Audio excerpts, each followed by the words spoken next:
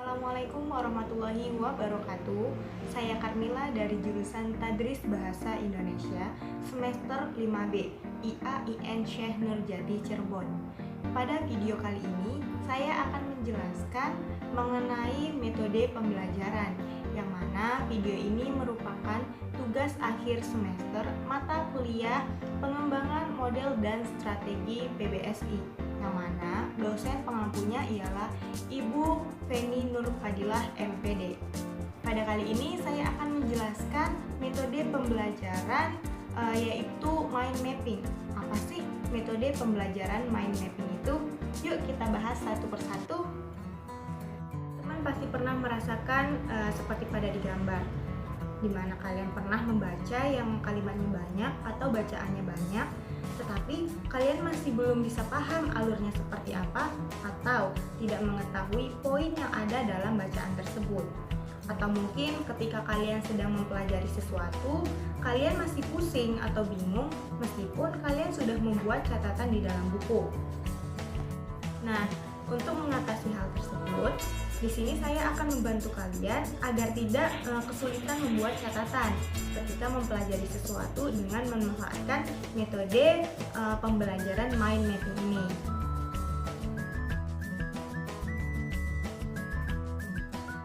Sebelum mengetahui langkah-langkah pembuatan mind mapping ini, saya akan menjelaskan terlebih dahulu mengenai metode pembelajaran mind mapping ini. Mind mapping dalam bahasa Indonesia berarti peta pikiran. Mind mapping adalah suatu metode untuk mengelola informasi secara keseluruhan melalui pemetaan peta pikiran berbentuk percabangan yang dituangkan langsung ke dalam media tulis. Metode ini diperkenalkan oleh seorang psikolog, penulis, dan konsultan pendidikan dari Inggris yaitu Tony Buzan. Ia menyatakan bahwa mind mapping merupakan cara menulis yang efektif, kreatif, kritis, serta makna memetakan pikiran seseorang.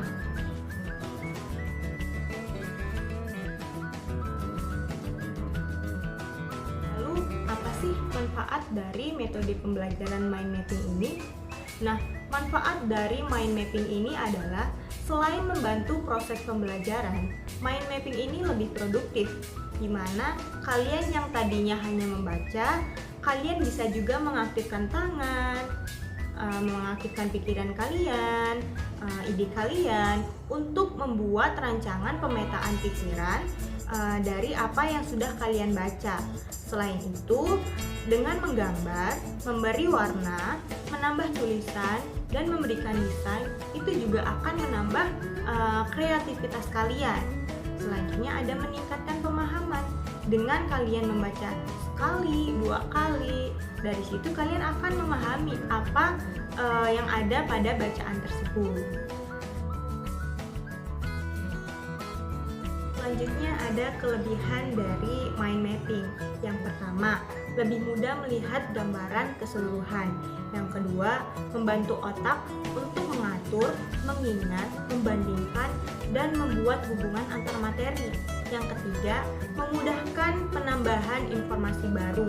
Yang keempat, pengkajian ulang dapat dilakukan lebih cepat. Yang kelima, setiap peta memiliki sifat yang unik.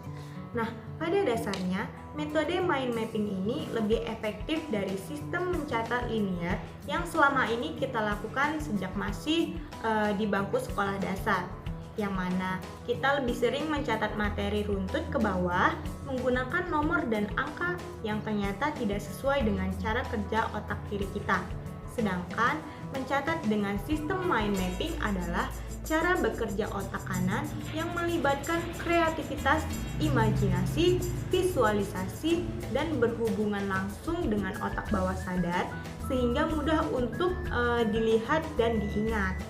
Selanjutnya ada kekurangan dari mind mapping. Yang pertama, waktu terbuang untuk mencari kata-kata pengingat karena kata kunci pengingat terpisah oleh jarak. Yang kedua, waktu terbuang untuk menulis kata-kata yang tidak berhubungan dengan ingatan. Dan yang ketiga, waktu terbuang untuk mencatat kembali kata-kata yang tidak penting. Mungkin di antara teman-teman sudah ada yang menggunakan metode mind mapping ini.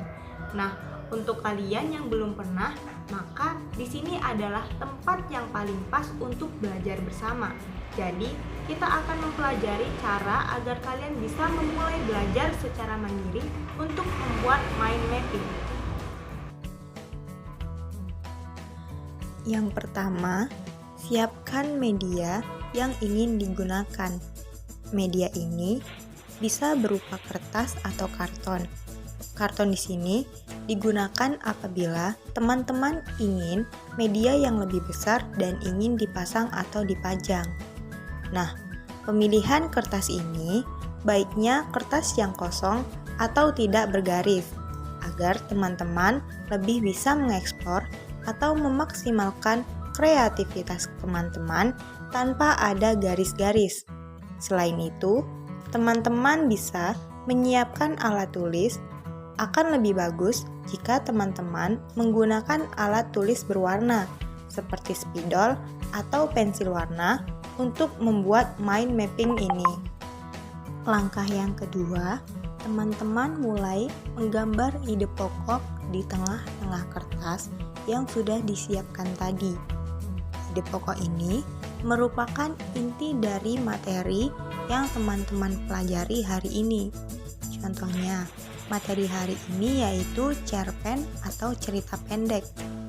Jika perlu, teman-teman membuat gambar atau mencari gambar untuk ditempel sebagai simbol untuk mempermudah teman-teman dalam mengingat. Langkah yang ketiga, tambahkan dahan sebagai tema utama dari ide pokok. Kalau bisa, dahan ini dibuat dengan warna berbeda agar teman-teman dapat membedakan antara tema utama dengan poin selanjutnya. Dari contoh materi tadi, ide pokoknya yaitu cerpen.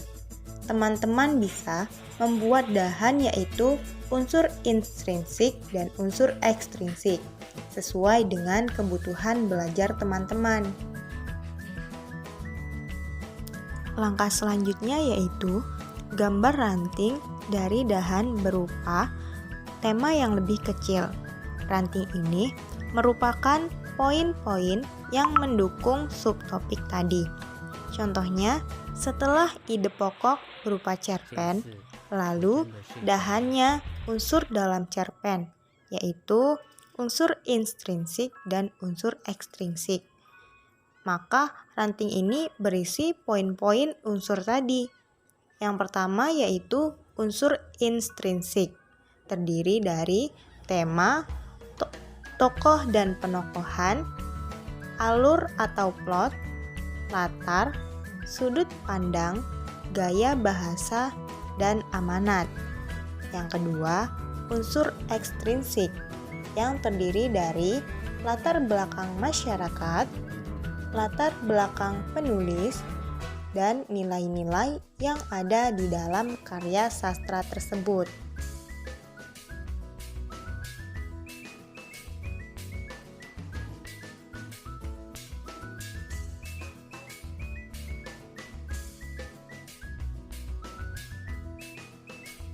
Adapun langkah pelaksanaan kegiatan metode pembelajaran mind mapping di kelas yaitu yang pertama, pada permulaan pembelajaran, guru mengutarakan kompetensi yang harus dicapai para siswa. Yang kedua, siswa diharapkan bisa menemukan solusi dari konsep soal yang diutarakan oleh guru. Yang ketiga, guru membuat grup kecil dengan total anggota 2-3 siswa. Dan yang keempat, grup bisa leluasa untuk berdiskusi dengan grup masing-masing tentang materi permasalahan yang diberikan oleh pengajar. Yang kelima, setiap grup diminta untuk menuliskan semua ide jawaban yang ada pada saat diskusi tanpa harus takut salah.